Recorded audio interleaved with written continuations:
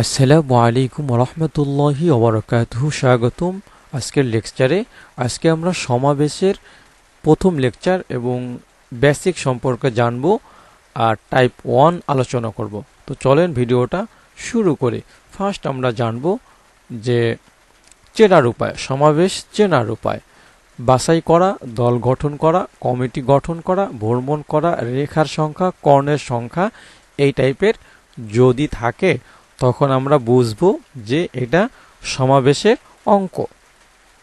তো চলেন আমরা একটি সূত্র জানি, n সংখ্যক জিনিস থেকে r সংখ্যক জিনিস নিয়ে সমাবেশ। এর সূত্র হচ্ছে NCR, অথবা n সংখ্যক জিনিস থেকে r সংখ্যক জিনিস নিয়ে দল গঠন বা কমিটি গঠন বা কত উপায়ে বাছাই করা যাবে তার জন্য সূত্র হচ্ছে NCR।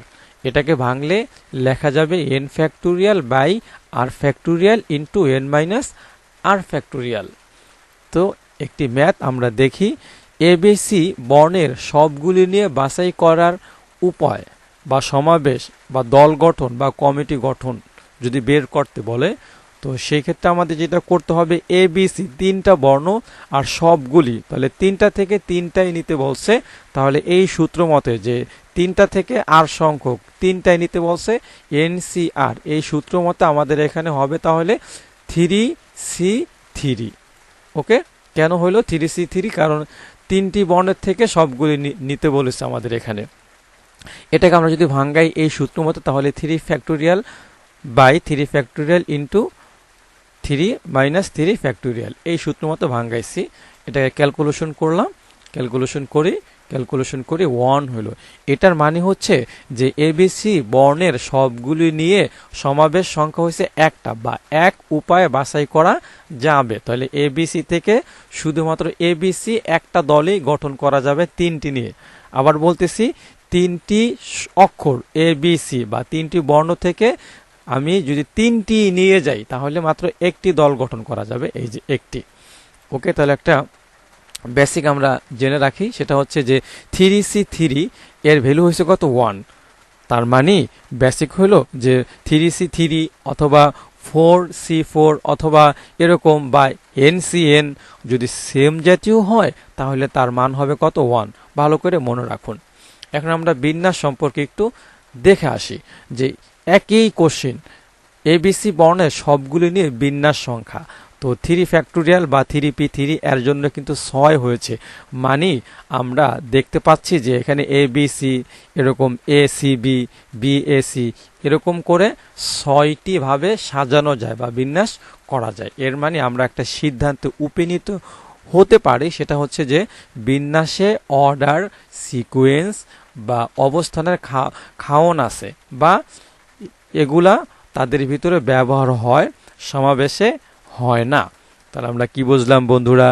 বিন্যাসে অর্ডার অথবা সিকোয়েন্স বা অবস্থানের খাওন আছে, সমাবেশে নাই।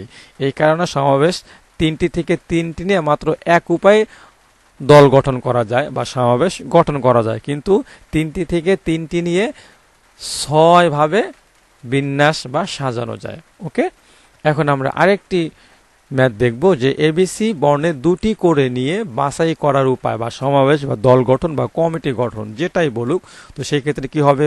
অবশ্যই 3C2 হবে, কারণ তিনটা থেকে নিচে কয়টা? 2টা।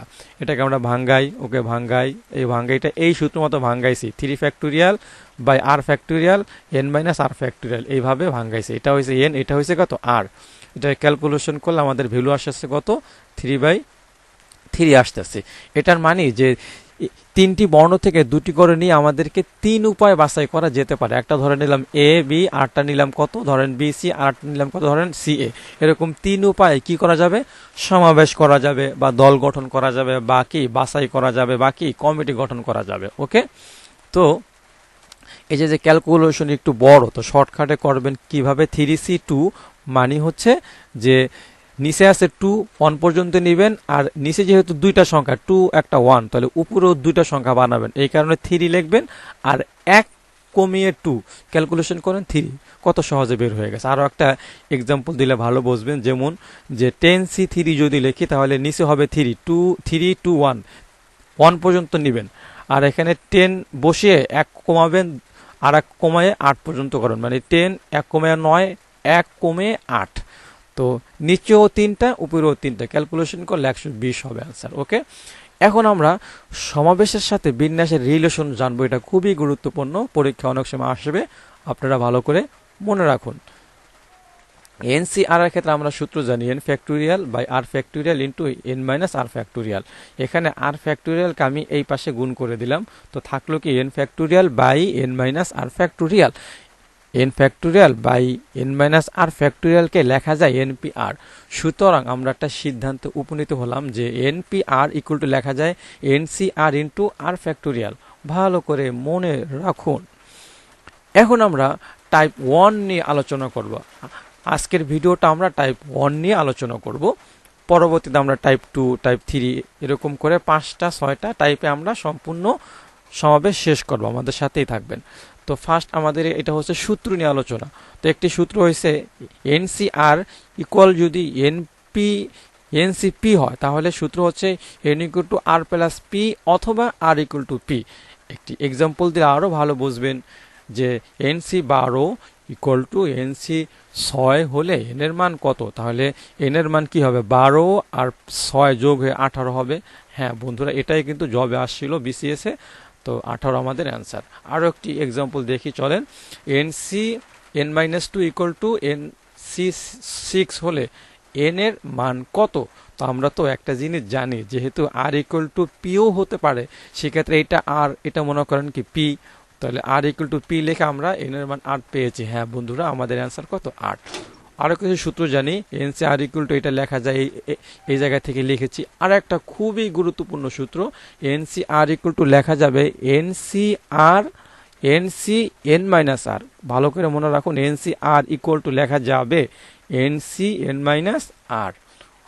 আর একটা সূত্র N C R plus N C R minus 1 equal N plus 1 NCR.